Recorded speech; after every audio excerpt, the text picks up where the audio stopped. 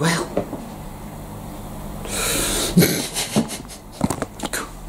it's Monday again, my favourite day. Oh yes, I love it. Not really. It sucks, but anyway, there we are, Monday. All over the world, isn't that amazing? I mean, you'd think if, you know, reality was real, as in real and fluid, that it would be Monday here and it would be another completely different day called something completely different somewhere else, you know, but everything is always uniform. Everything is always uniform everywhere. Everything is the same cookie cutter reality. That's what we're living in here, people, you know. That ought to give you an inkling as to its realness, as in, no, it's not real. Anyway, you know, I wanted to talk about reality as a metaphor. You know, when you start paying attention to everything, and to some people that comes naturally, but to other people they have to make a concerted effort to make it a habit. So if that is your case, then I urge you to do so, because it will stand you in good stead. Because, you see, reality is symbolistic. Is that a word? Well, if it isn't, it is now. Symbolistic. Reality is symbolistic, you see, and things that happen and things that people say and feelings and buildings and energies and colours and the winds and the sun and whatever, you know, that we see and feel and experience all gets mulched into our consciousness one way or another, and if we are clever we can read it, like intuitively we can read reality, you know. People that write books often have this ability, you know, and their distilled essences, you know, the stuff that they distill, that they get from everything that's happening around them, the great unconscious, as Carl Jung called it, I think, they write this down. And people like Philip K. Dick, for example, who wrote a lot of very interesting books and had very interesting theories about a lot of stuff, you know. And of course there was, what's his name? Tolkien, J.R.R. Tolkien, and his friends who wrote that space trilogy, Carl Lewis. Yeah, I loved those books when I was a kid, you know. The space trilogy by Carl Lewis was absolutely amazing. And again, full of very interesting wisdom, if you care to allow it to reveal itself to you, you know. Anyway, so I was thinking about Lord of the Rings. Now, at the center of the story, of course, as always, in any good quest that's worth its weight in gold, at the center of the story we have evil, you know. We have Sauron, who is a complete asshole. Evil always is, you know. They're never likable, really, are they, the evil ones? You know, they're not like the kind of people that you think, well, I know you're evil, but, you know, I'm really enjoying this time with you and this drink we're sharing, and we're having some really good conversations here, and so even though you're evil, you know, I quite like your company. No, it isn't that way. Evil is fucking boring. It has no imagination, and frankly, you really don't want to spend any time with it, you know. So like when it calls you up and invites you out for dinner, you get that, you start thinking of excuses. You think, oh, what can I say, because I said no last week and I can't really, but you know, you always have to make a good excuse, because like, yeah, it's like, oh, it's so boring, I can't do it anymore, I can't have dinner with him anymore. It's a bit like that, isn't it? Because evil really is not at all interesting. It isn't, you know. It's very mathematical. Yes, Richard, it's mathematical. This is why all IQ tests are mathematically orientated, and why, if you're not mathematically orientated and you do very badly at an IQ test, you walk away from that IQ test thinking that you're dumber than a bag of hammers, which most likely you're not. You're probably very bright and very creative and very curious. Curiosity, very, very important, you know. Right? Using there's all these sayings, curiosity killed the cat, because they don't want you being curious. Alright? Curious people are dangerous. So be curious. It's good for you. I was really crap at maths, you know. I'm still not quite sure how much 1 and 1 is. I think it's 9, but I could be wrong. I'm really crap at maths. So, you know, statistically speaking, I'm dumber than a bag of hammers. But I can work out reality reasonably well. Better as I get older. So, you know, I'm all for creativity and thinking totally beyond the box. Yeah, you go so far beyond the box that you can't see the box anymore, that you realize there was never a box to begin with, right? That is what I'd like to do, and that's what I'll continue to do. Anyway, to get back to Tolkien's, right, so we have Sauron, evil, you know, and there are these rings that he has created, you know, to in the darkness bind them, which is the One Ring, the Ring of Power. Now, that ring is a symbol or metaphor for that which binds us, you know. That which binds us in the darkness lies in our own heads. It lies in our consciousness, you know. It's the golem. I call it the golem. It's the part of us that has been so severely hijacked through trauma. It's very MK Ultra, people. This stuff doesn't just happen to movie stars or music celebrities or whatever. It happens to all of us. We have all been trauma-based mind control. There's no doubt about it. You know, so that part of us is utterly darkened. Carl Jung called it the shadow. It is. It's the part of us we don't want to look at. It's like the picture of Dorian Gray, you know. If you've never read The Picture of Dorian Gray by Oscar Wilde, then I highly recommend you read that book, because again, it's very wise. It gives you a lot of wisdom. Oscar Wilde, he knew. He might not have known. He might not have known that he knew, but he knew what was going on. He was very clever, and you know what they did to Oscar Wilde. You know, they had him working in a quarry, and they killed him. They really killed him. They just killed him because he was so anti-establishment in a very natural, organic way. He was amazing, and I love Oscar Wilde. Anyway, read that book, The Picture of Dorian Gray, because it tells you everything you need to know about your own consciousness, and it tells you a hell of a lot that you need to know about the works of evil and how it works, right? Perhaps evil really isn't very powerful. Perhaps the reason that it has to go through all these tactics, that it has to separate us, fragment us from ourselves in order that it can latch onto this darkest part of our being and use it against us. I mean, if evil was that powerful, would it really have to go through all these back-breaking, tortuous tactics to, you know, to keep us all in lockdown? Ooh, you know, because really, that is what it's doing. You know, it kind of reminds me of that cartoon, you know, and it's funny because a friend of mine, I suppose I can call you a friend, Richard, you know, seeing as and all, he has a really good channel. It's called Star Gods. Go and check it out and give him some love. You'll like it. Star Gods, one word, Star Gods. It's very good, and he's hilariously funny. So don't watch it whilst you're eating, because you'll choke. But it's very good, and he talks a lot about the mouse of evil, you know, and there's a really great little cartoon. I think it was back in the 90s, and it was called Pinky and the Brain, you know.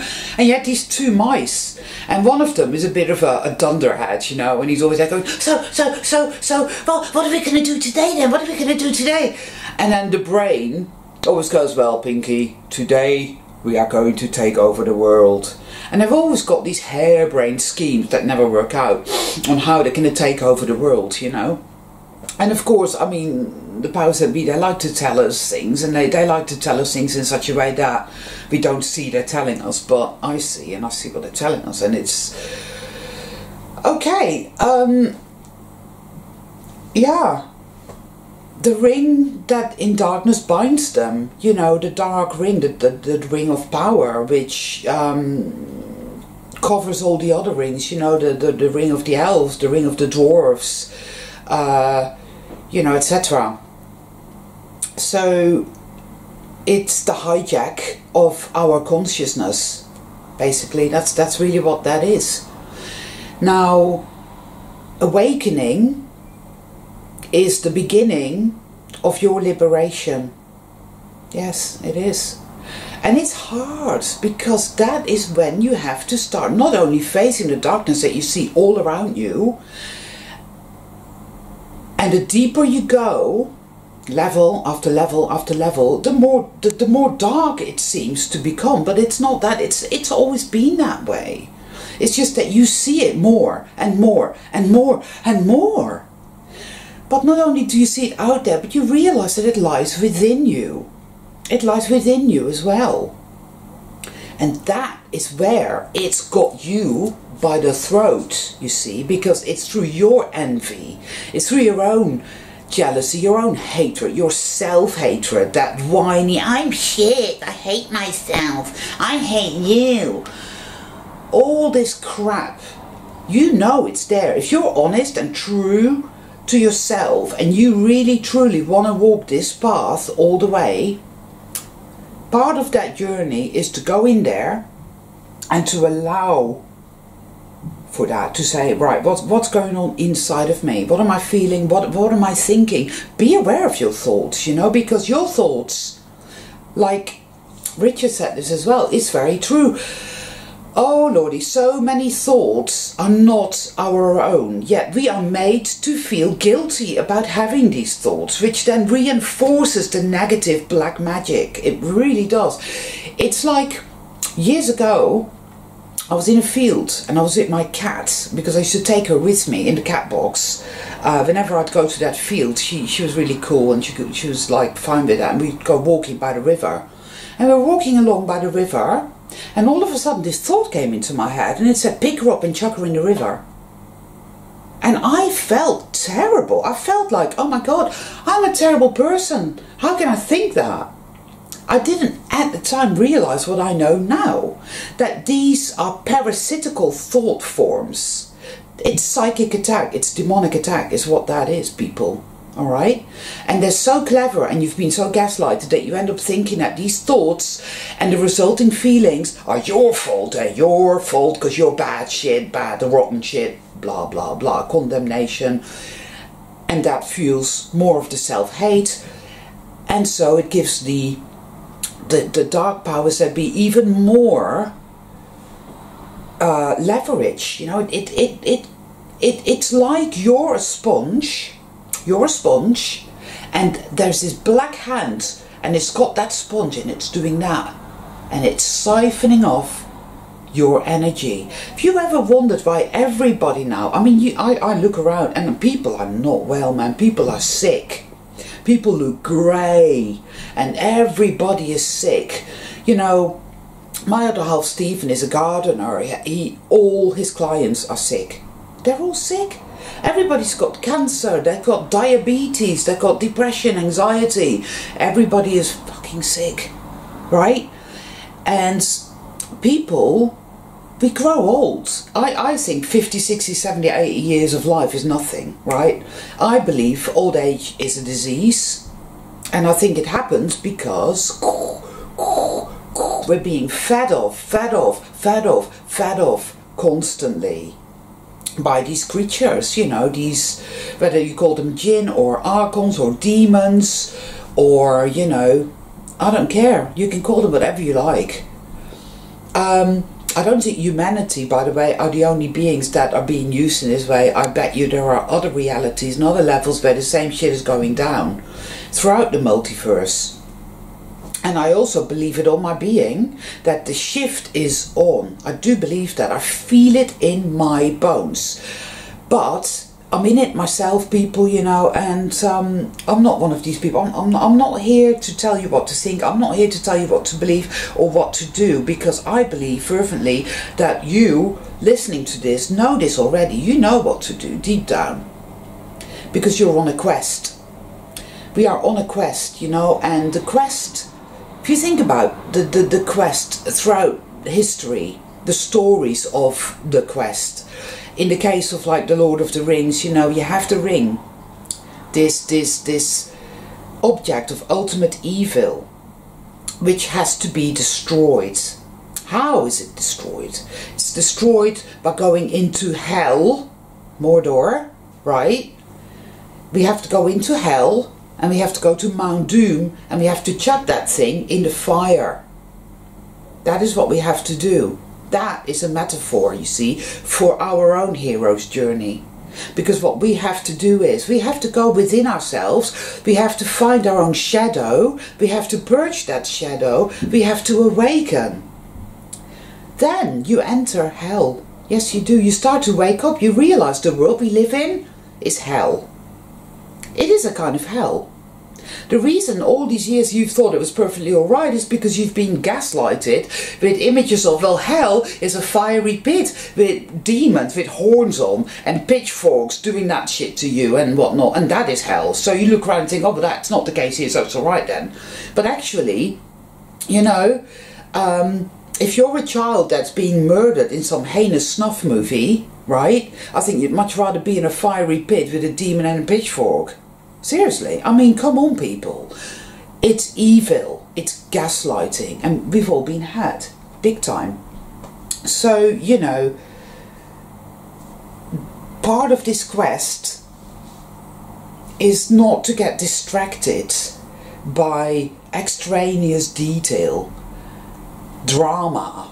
We have to become non-reactive. We have to become as non-reactive as possible, because we have to go into Mordor on our way to Mount Doom, and that ring will get heavier and heavier and heavier, right? So extraneous detail and reactionary behavior will not serve us in any way, shape or form. So I advocate to disentangle yourself from everything that does not serve you, whether that is family, whether that is relationships, whether that is, I don't know, places that you go to or activities that you engage in that you feel you have to or should, because you have to keep people happy and you have to please people, you have to rescue people, you have to wake people up. My advice is, chuck all that overboard, let it all go, because it will serve you not. It will serve you not, you know. If people are ready to wake up, if it's their destiny to wake up, if they, if they are sold, and it's their destiny to wake up, they will wake up. I didn't wake up because people kept hitting me around the head with a baseball bat of truth, you know. I woke up because something literally went dunk, and I woke up. And I started doing shitloads of research, you know. But more than that, I was always a seeker anyway, and I was always open, and I was always intuitive, and I was always sensing things out. And I think, again, that will help you to do that, to be open and to listen to your intuition. And if something feels wrong, then it probably is for you at that moment in time. It's as simple as that, you know. I mean,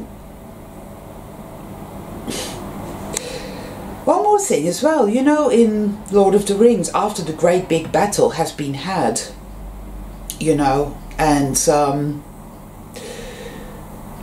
you know, King Theoden has died, and, you know, they fought the armies, and the ghosts have gone with the ships, and, you know, all that, you know, and that's all good, and they're happy. And then they sit there and they say, well, now we have no idea where Frodo and Sam are with the ring, so what shall we do, what shall we do? And they decide to go to the gates of Mordor to give Frodo and Sam a little bit more time and to distract the dark side from their presence in Mordor. So they go there, you know. And they're all there, you know, Gimli and Legolas and Strider and all the other people, and they're all there. And the gate opens, and out comes this creature on this horse. And it's the mouth of Sauron, isn't it? It's the mouth of Sauron. It's the father of lies, you know, and he's got this mithril shirt that belonged to Frodo, and I think Frodo's lost it in his battle with Shelob the spider or something. Anyway, they've got it, and he's going, look, I've got the mithril shirt, and the little creature this belonged to is dead, and we've got the ring now, you know. And they're all there going, fuck, we're fucked, we're fucked, we're fucked, we're screwed, we're fucked, right? And they're panicking, they're really panicking, you know, because they're thinking, that's it, we're finished, you know. And I think that's kind of where we are at, you know, at this moment in time, because I see what's happening. I see what's happening. I see what kind of films they're making, what kind of books they're writing. I'm seeing that they are now selling bloody, what is it, stuffed toys in the shape of a pile of shit. Okay? Those are signs of the times that we live in.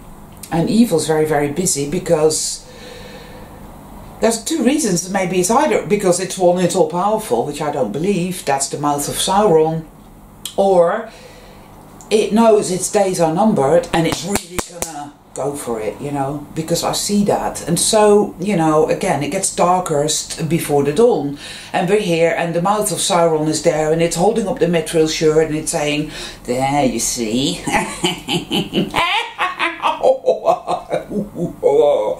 You know, and we're there going, oh my god, oh my god, oh my god, oh my god. But then, of course, in the distance, in the darkness, on this big, nasty looking tower, there is the eye of Sauron going, and all of a sudden it starts crumbling, doesn't it? It starts, the eye goes, and it all falls apart. And it's in that moment that they know that the mouth of Sauron is just full of shit. So, ta-da! Mojo rising, the light rises. You know, they know that all their efforts and all their hard work and their suffering has not been in vain. And Frodo and Sam are there, and they've chucked that horrible ring into the fiery chasm, and you know, the golem. Golem. Why do you think he called him Golem? You know, the golem. It's a Jewish term for this beastie. That's another story for another time. But you know, he's gone along with it. You know, these are all symbols, metaphorically speaking, of the shadow. And the shadow has to be chucked in the fire, and that is why we are going through so many emotional changes, so much turmoil, so much depression. It's natural, people. It's not illness. Depression, anxiety is not mental illness that has to be medicated. It is natural. It means we are sane. We are becoming sane. It is not a measure of mental health being well adjusted in a profoundly sick world. Krishnamurti, right? Being suicidally depressed and having these weird intrusive thoughts and feeling like you want to kill yourself are all symptoms of healing. Don't medicate yourself if you can help it at all. I'm not saying anything here, mind you, because there are times where perhaps, I don't know, maybe I shouldn't say anything on that. Each and every one of you, if you're going through that, you will know what to do.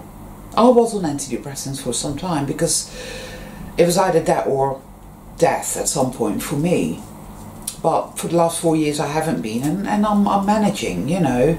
There are good times, there are less good times, or there are bad times and less bad times, I don't fucking even know. But you know what? I'm not giving up, because I know that I'm making progress, and I think that is important, is that you stop momentarily and look at, where was I a year ago? Where was I 6 months ago? Where am I now? What is happening? Keep a journal. You know, that way you can check your progress. You will embody more wisdom and more compassion. And again, by compassion, I don't mean going about rescuing everybody. I don't mean by that going around being really nice to everybody, because that is not compassion at all. Compassion has a high level of discernment. If you're dealing with people that feel wrong, get away from them. If you're in a place that feels wrong, get away from that. If you're involved in an activity or eating food that feels wrong, then don't do it. Go with your gut. That is compassion. I mean, if you feel guided to help somebody, there's a guy who lives down the road here. He's very ill. He's very unwell. And he's very lonely. So every now and then I'll bring him something. If I cook food, and I always make a little extra sometimes, I'll bring him some food. Or, you know, I've got a box full of sweets from a relative in Holland and I gave him some. It feels like the right thing to do. That is compassion as well. But compassion has high levels of discernment and boundaries. This is very important for your own sake. We're not here to rescue anybody. This is a great big lie. I call that the martyr delusion. Oh, we're here to save everybody in the planet, and we must totally forget about ourselves and ignore ourselves. This is utter nonsense. This is just toxic, and it's bad. Anyway, once that ring and Gollum go into the fiery chasm, they just about, Frodo and Sam, they just about make it out of the cavern. They just about crawl out, because I think the whole mountain collapses and it's just pandemonium, isn't it?